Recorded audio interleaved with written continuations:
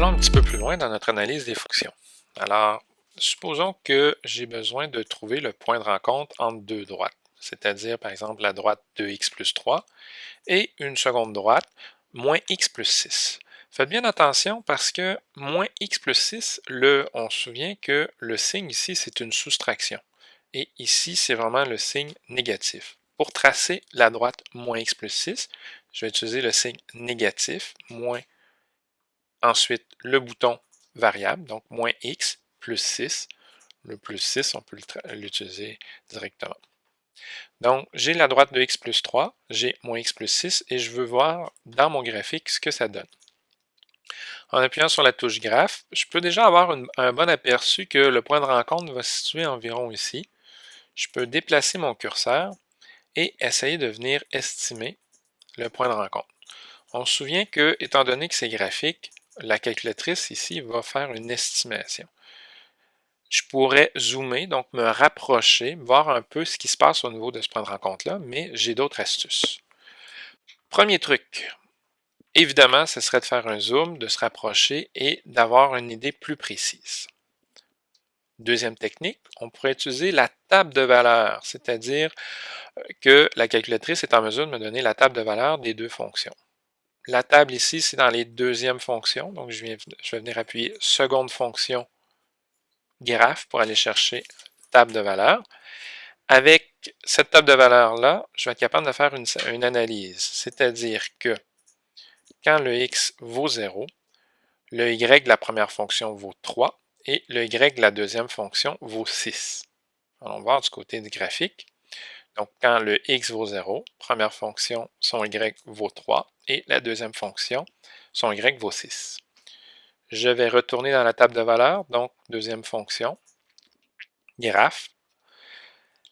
Pour trouver le point de rencontre, il faudrait trouver un endroit où les deux fonctions pour le même x ont le même y. Donc, déplaçons-nous un peu.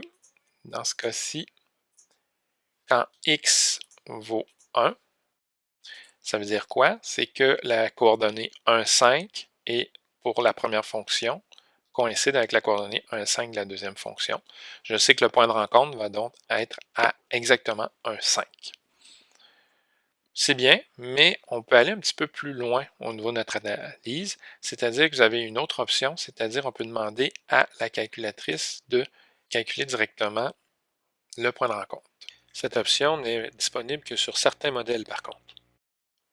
Pour calculer le point de rencontre, vous devez aller chercher le menu Calque pour calcul, donc deuxième fonction trace pour aller chercher le calcul. Vous avez différentes options. Je vous laisse les explorer si vous voulez, mais on peut aller chercher le zéro, le minimum, le maximum d'une fonction. Ce qui va m'intéresser ici, c'est le point d'intersection. Il faut faire attention parce qu'il faut vraiment effectuer toutes les étapes. Je choisis intersection. Il va me demander first curve. Par défaut, la first curve, vous n'avez qu'à appuyer sur Enter.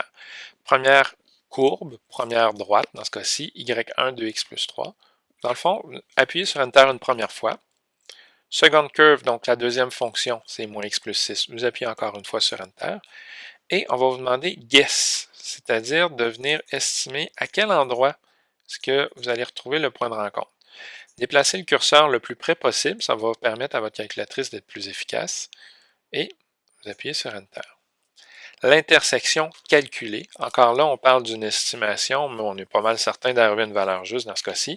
L'intersection va se retrouver à la coordonnée 1, 5. Je résume. Vous avez différentes options pour trouver le point de rencontre entre deux droites. Première option, c'est au point de vue graphique. Vous déplacez le curseur pour venir estimer l'endroit où se situe le point d'intersection. Deuxième option, vous pouvez aller chercher la table de valeurs et trouver la ligne où le y de vos deux fonctions va être le même pour un x donné. Ou finalement, vous pouvez demander à la calculatrice de calculer en allant chercher dans le menu Calque le point d'intersection. Dans ce cas-ci, intersect pour intersection. Vous appuyez sur Enter jusqu'à ce que vous ayez votre réponse. Intersection se situe à 1, 5.